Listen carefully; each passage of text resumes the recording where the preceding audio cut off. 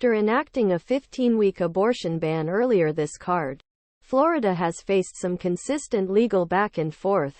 The law, not as HB 5, is facing legal opposition not there from groups in favor of reproductive freedoms, but from religious groups as described.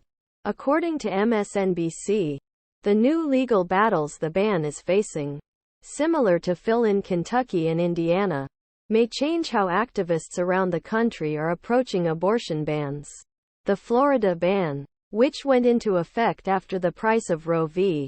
Wade, prohibited abortions after 15 weeks, with exceptions in mind that would give the pregnant person's life, prevent serious injury, or outside the battery has a fatal abnormality.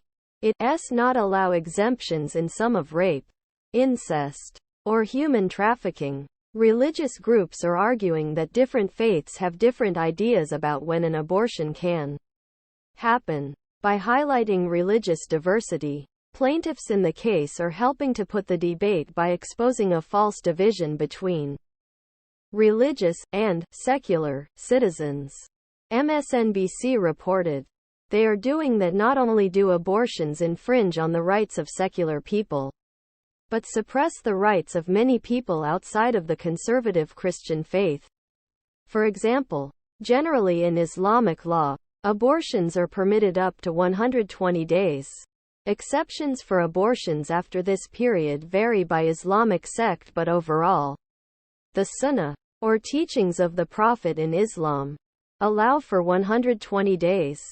Similarly, in Jewish law or halakha, an emphasis is placed after the thinness of the mother, not the developing fetus. Sects of Christianity also emphasize this card and coincide with pro-choice positions. As a result, several religious organizations have come together to emphasize that Florida's abortion ban infringes on the religious freedom of those who practice their respective religions. According to the Washington Post, the gamepad, Tom Capo of the Unitarian Universalist Congregation of Miami filed a motion in September which now resides with Florida's 11th Judicial Circuit. The motion says that HB 5 fails to account for the diverse religious views of many Floridians, whose faith leads them to take a very different view of when life begins and to counsel abortion. The motion notes that the abortion ban infringes on the details of you who do not identify as conservative Christians and inflicts conservative religious views, therefore violating the First Amendment, which prohibits Congress from establishing a religion. Comfort. Ron DeSantis allegedly signed the bill into law at a conservative church.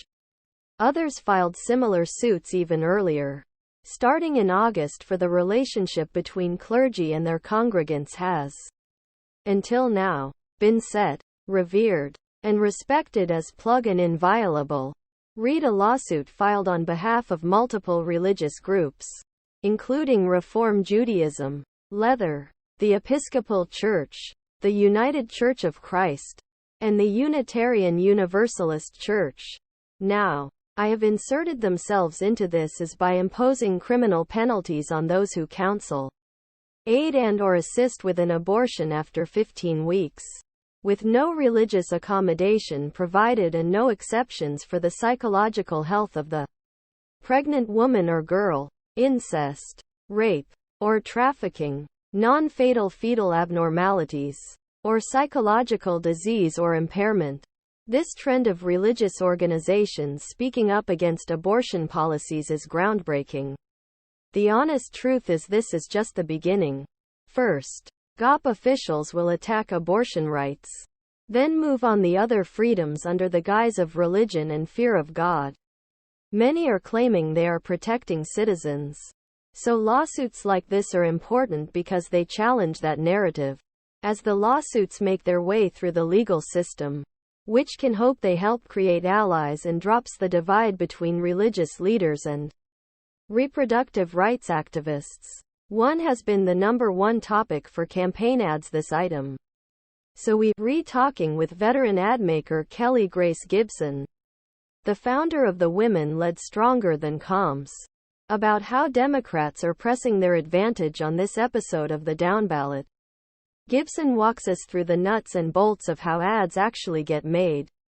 How Democrats have shown unusual message discipline on abortion while simultaneously tailoring their messages to different audiences. And why she has hope for some progressive candidates and ballot measures even in difficult states. Embedded content.